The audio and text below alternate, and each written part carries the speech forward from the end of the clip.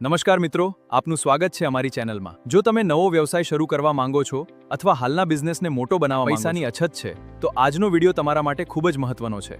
આજે આપણે વાત કરીશું પ્રધાનમંત્રી મુદ્રા લોન યોજના વિશે। આ વિડિયોમાં તમે જે મુદ્રા લોન શું છે તો વિડિયો અંત સુધી જરૂર જોતા રહેજો। પીએમ મુદ્રા એટલે પ્રધાનમંત્રી યોજના। આ યોજના ભારત સરકાર દ્વારા શરૂ કરવામાં આવી છે। PM Mudra means Pradhanmantri Mudra Yojana। This scheme has been launched by the Government of India so that small businessmen can get loans through banks। સંપૂર્ણ માહિતી માટે અમારી ચેનલને સબસ્ક્રાઇબ કરો।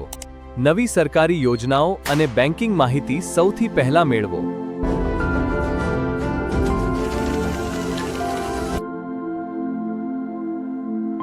પ્રધાનમંત્રી મુદ્રા લોન યોજના 2026 સંપૂર્ણ માહિતી।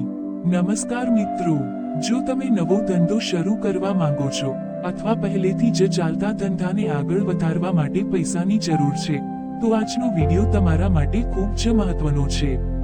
આ વિડિયોમાં આપણે જાણીશું મુદ્રા લોન શું છે, કોને મળી શકે, કેટલી લોન મળે છે, વ્યાજદર કેટલો હોય છે, કયા દસ્તાવેજો જોઈએ, અરજી કેવી રીતે કરવી અને અરજી કરતા પહેલા કઈ બાબતોનું ખાસ ધ્યાન રાખવું।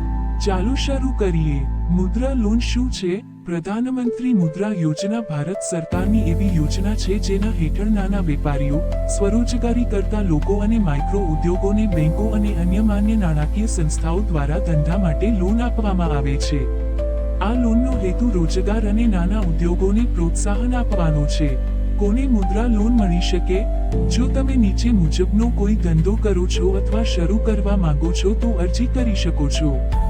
દુકાન, beauty parlour, salon, tailoring, mobile repairing, electric કામ, પ્લમ્બિંગ, કૃષિ સંબંધિત સેવા વ્યવસાય, નાના manufacturing unit, food business, online business, service આધારિત વ્યવસાય। મુદ્રા લોનના પ્રકાર: એક શિશુ 50,000 રૂપિયા સુધીની લોન, બે કિશોર 50,000 રૂપિયાથી 5 લાખ રૂપિયા સુધી, 3 તરુણ 5 રૂપિયા લાખથી વધુ અને યોજના મુજબની મર્યાદા સુધી। તમારી લાયકાત, આવક અને વ્યવસાયના આધારે બેંક યોગ્ય કેટેગરી પસંદ કરે છે। લોન ક્યાં ઉપયોગ કરી શકાય? નવો ધંધો શરૂ કરવા, મશીનરી ખરીદવા, દુકાન માટે સામાન ખરીદવા, વર્કિંગ કેપિટલ માટે, વાહન ખરીદવા, વ્યવસાય માટે, વ્યવસાય વિસ્તરણ માટે। જરૂરી દસ્તાવેજો: આધાર કાર્ડ, પેન કાર્ડ, સરનામાનો પુરાવો, passport size photo, bank passbook, business સંબંધિત માહિતી, અંદાજિત પ્રોજેક્ટ રિપોર્ટ જરૂર મુજબ, જીએસટી અથવા અન્ય નોંધણી જરૂર મુજબ। અરજી કેવી રીતે કરવી? તમે નીચેના માધ્યમથી અરજી કરી શકો છો: સરકારી અથવા ખાનગી બેંક, પ્રાદેશિક ગ્રામીણ બેંક, સ્મોલ ફાઇનાન્સ બેંક, યોગ્ય નાણાકીય સંસ્થા। બેંકમાં જઈને અરજી ફોર્મ ભરો, જરૂરી દસ્તાવેજો જમા કરો અને તમારા વ્યવસાય વિશે માહિતી આપો। વ્યાજદર: મુદ્રા લોન માટે એક જ નક્કી વ્યાજદર નથી। વ્યાજદર બેંક, લોનની રકમ, અરજદારની લાયકાત અને અન્ય પરિબળો પ્રમાણે અલગ હોઈ શકે છે। લોન લેતા પહેલા બેંક પાસેથી તમામ શરતો અને વ્યાજદર લખિતમાં સમજી લેવું। અરજી મંજૂર થવામાં કેટલો સમય લાગે? જો તમામ દસ્તાવેજો યોગ્ય હોય તો બેંકની પ્રક્રિયા મુજબ અરજીની તપાસ કર્યા પછી નિર્ણય લેવામાં આવે છે। સમય બેંક અને કેસ પ્રમાણે બદલાઈ શકે છે। મહત્વની બાબતો: ખોટા દસ્તાવેજો ક્યારેય આપશો નહીં। લોન સમયસર ભરતા રહો। માત્ર જરૂર હોય તેટલી જ લોન લો।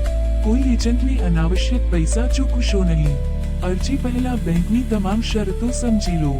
સમાપન: મિત્રો, જો તમને પ્રધાનમંત્રી મુદ્રા લોન વિશેની આ માહિતી ઉપયોગી લાગી હોય તો વિડીયોને લાઈક કરો, વધુમાં વધુ શેર કરો અને આવી જ સરકારી યોજનાઓ, બેન્કિંગ અને નાણાકીય માહિતી માટે અમારી ચેનલને જરૂર સબસ્ક્રાઇબ કર।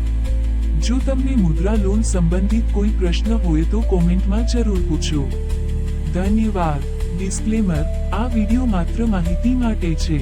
લોનની મંજૂરી, વ્યાજદર, લોનની રકમ અને અન્ય શરતો સંબંધિત અંતિમ નિર્ણય સંબંધિત બેંક અથવા નાણાકીય સંસ્થા દ્વારા લેવામાં આવે છે।